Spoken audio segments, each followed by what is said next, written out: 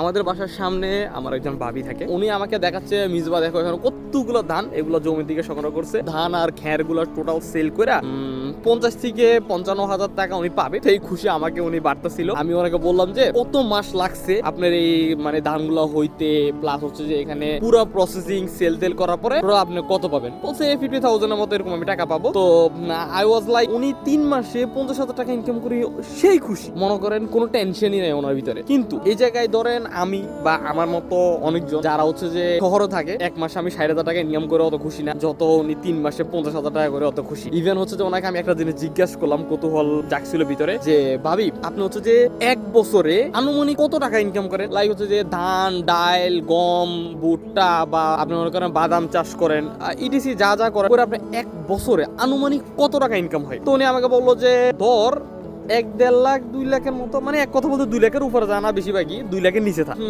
আমি চিন্তা করতেছি যে শালার আমি 1 বছরে 20 লাখ টাকা ইনকাম করার পরেও আমি না একটা ফ্ল্যাট কিনতে পারলাম না, মনে করেন লাইফে অত বড় কোনো কিছু অ্যাচিভ করতে পারলাম না, মনে করেন আমি এখনো লাইফে হ্যাপি আছি আমার ফ্যামিলিকে নিয়ে। বাট উনি 1 বছরে 1.5 লাখ 2 লাখ ইনকাম করে উনি গ্রামে খুব সুখ শান্তিতে আছে। গ্রামে থাকাটারও একটা ডিসঅ্যাডভান্টেজ আছে, এটা আই নো, বাট হচ্ছে যে গ্রামের মানুষটা কতটা হ্যাপি তুমি এটা দিন চিন্তা করো। আমার কাজ হচ্ছে যে শহর রিলেটেড, এখন হচ্ছে আমি শহরে না থাকলে আমার ইনকাম হবে না। এখন আমি কি করব আমি নিজেও বুঝতেছি না, গ্রামের খুশিটাকে আপ্যায়ন করে নিব নাকি শহরে লাখ লাখ ইনকাম করার পরেও খুশি খুঁজতে থাকবো। আর আমি আর একটা সুন্দর একটা রোডে হাঁটতেছি, আমার চতুর্দিকে হচ্ছে সব জমিন আর জমিন।